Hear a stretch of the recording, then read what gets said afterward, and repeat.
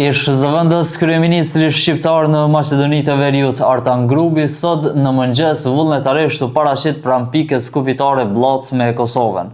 Me të paraqitur ndajtim menjëherë u ndërmarrën masat ligjore pasi ndajti ishte aktive masa e kërkimit për arrestim. Sipas policisë, Grubi u paraqit në hyrje të vendit rreth orës 6:10 dhe u arrestua menjëherë. Ai është dërguar në mbajtje për procedurat e mëtejshme, ndërsa autoritetet nuk dhanë detaje shtesë mbi fazën aktuale të procedimit penal. Artan Grubi është i përfshirë në një hetim që lidhet me dyshime për keqperdurim të pozitës zyrtare, korrupsion dhe shkelje të procedurave të prokurimit publik në kuadër të rastit që ka të bëjë me funksionimin dhe kontratat e njohura si Llotaria Shtetërore e Maqedonisë së Veriut. Prokuroria ka kërkuar ndalimin e Grubit dhe Bajramit me arsyetimin se ekziston dyshim i bazuar se veprimet e dyve kanë pasur për qëllim përfitime të paligjshme materiale.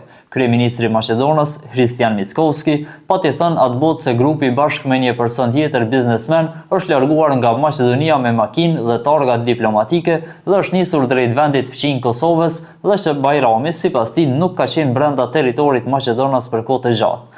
Mes tjerash, Grubi është futur në listën e zezë të Departamentit Amerikan të Shtetit më 9 dhjetor për shkak të, siç është thënë, përfshirjes në korrupsion për ndërhyrje politike dhe përpjekje për të mashtruar gjyqësorin.